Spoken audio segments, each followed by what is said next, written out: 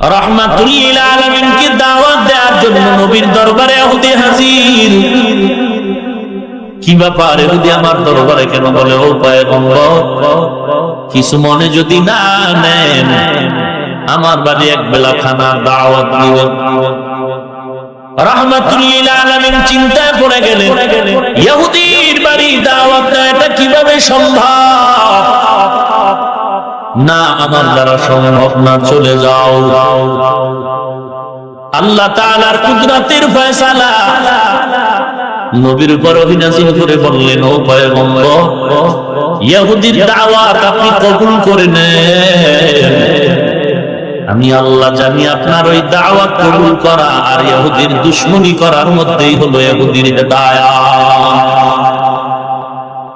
মান ইয়াহদিল্লাহু ফাহুয়াল মুহতাদ ওয়া মান ইউদ্লিল ফালান তাজিদ লাহু ওয়ালিয়্যান মুরশিদা। হেদায়েতের মালিককে ওয়া মা আরসালনাকা ইল্লা রাহমাতাল লিল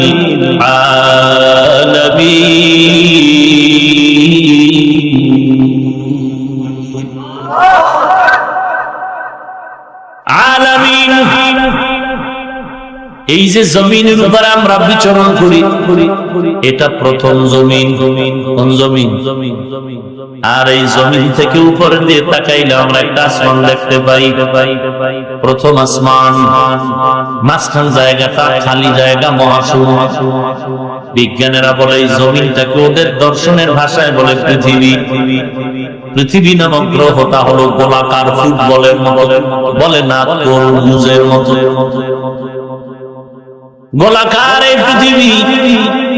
আমরা যে প্রথম আসমান দেখি, আসমান প্রথমের উপরে আরো 6টা আসমান আছে। এখান থেকে প্রথম আসমান 500 বছরের দূরত্ব, আর ওই প্রথম আসমানটা মোটা হলো 500 বছরের দূরত্ব। রাহমাতুল লিল আলামিন বলেন, আমি মিরাজ করে সব স্বচক্ষে দেখে আসছি। বিশ্বাস হয় না? মায়ার নবী বলেন, আমি প্রথম আসমান ঘুরে ঘুরে দেখলাম। 7 আসমানে প্রত্যেকটা আসমান 500 বছরের মতো মোটা। প্রত্যেকটা আসমানের 2টা দরওয়াজা আছে, জামরাত ইয়াকুত স্বর্ণ দ্বারা বানানো দরওয়াজা। প্রত্যেকটা দরওয়াজা এক একটা তালা লাগানো, নূরের তৈরি তালা। আর এই তালার চাবি হলো আল্লাহর ইসমে আযম, আল্লাহ পাকের নাম বিসমিল্লাহ।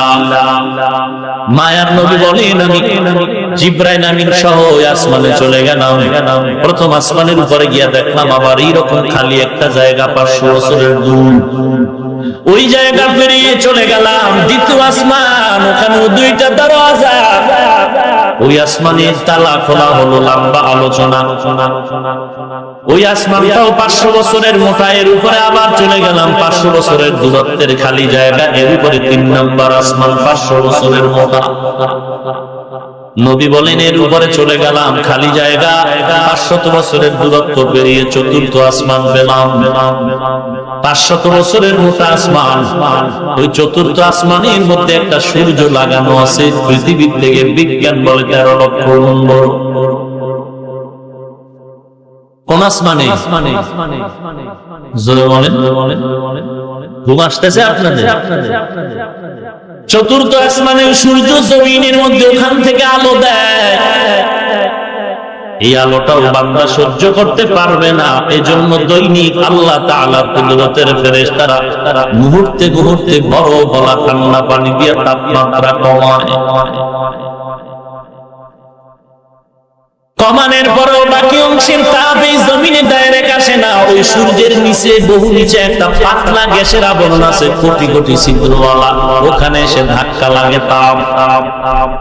ওই গ্যাসের আবরণটা তাপমাত্রা কন্ট্রোল করার পর এরপরে জমিনের মধ্যে তাপ দেয়। এই তাপটাও আমাদের জন্য কষ্ট, এই জন্য পাতলা মাথার চামড়ার উপরে চুল দিয়া কাভার করেছেন আমার আল্লাহ। জঙ্গলার প্রাণীদের জন্য পশম দিয়ে আল্লাহ কাভারের ব্যবস্থা করেছেন।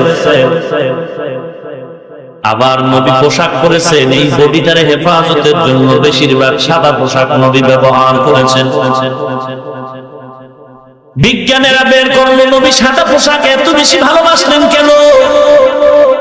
কারণ হলো শীতের দিন আর গরমের দিন সর্বাবস্থায় সাদা পোশাক শরীরের জন্য বড় দামি, উপকারী। মারাত্মক ঠান্ডা, মারাত্মক গরম সাদা পোশাকে কন্ট্রোল করে নেয়, অন্য পোশাকের মধ্যে অন্য সুতায় গুণটা আসে না। এজন্য নবী সাদা পোশাক বেশি মহব্বত করে পড়তেন। এরে নবীর উম্মতের দল, বাইতুল্লাহর হাজিরাও কালা পোশাক পরে না, সাদা। মরার আগে একটু মরার মজা বুঝা লও। বাইতুল্লাহ গিয়া সেলাই বিহীন কাপড় পরিয়া লাব্বাইকের আওয়াজ দিবি। দুনিয়ার কোনো চিন্তা নাই, বাড়ি ঘরের চিন্তা নাই, স্যান্ডেল পরতে পারবি না, একটা সুতাও তোর মাজায় রাখতে পারবি না, দুইটা কাপড় সেলাই বিহীন কাপড় পরে মরণের একটু খেয়াল কর, এই কাপড় তোর মরণেও চলে যাবে। মরার আগে মর, হিসাবটা মিলায়া যাও। পাগলামি আল্লাহর দরবারে পাগলামিতে সারা দাও। আল্লাহর নবী বলেন সূর্য মানুষের উপকারের জন্য বানাইলেন। শুধু জমিনে সূর্য আলো দেয় না, সমস্ত ফসল আর ফলের রং দেয় সূর্য। সূর্য যেই ফসলে নাই, সূর্যের আলো যেই ফলের মধ্যে লাগবে না, ওটা কখনো রং ধরবে না। সূর্যের মধ্যে 7টা কালার আছে। কয়টা কালার?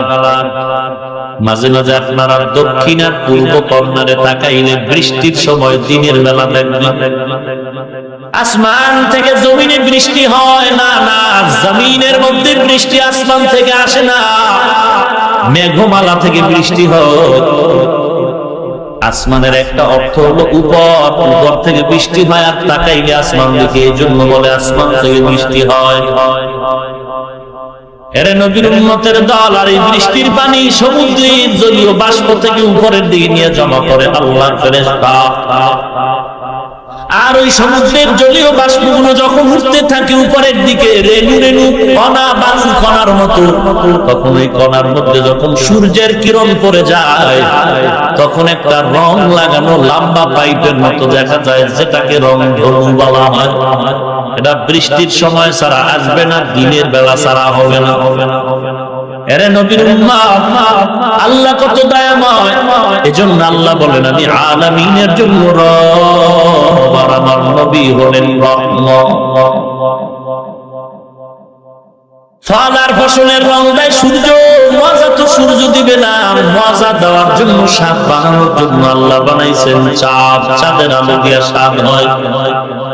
যেই ফল ফসলে চাঁদের আলো বেশি, ওখানে স্বাদ বেশি। যেখানে রং আলো নাই, সেখানে স্বাদ নাই। অনেক লাল তরমুজ মিষ্টি নাই, কথা বুঝেন নাই? আম লাল রঙে রঙিন, কিন্তু মিষ্টি লাগে না, পানি আর পানি। বুঝা গেল সূর্যের আলো জনমের মতো পেয়েছে, চাঁদের আলো পায় নাই। কাদের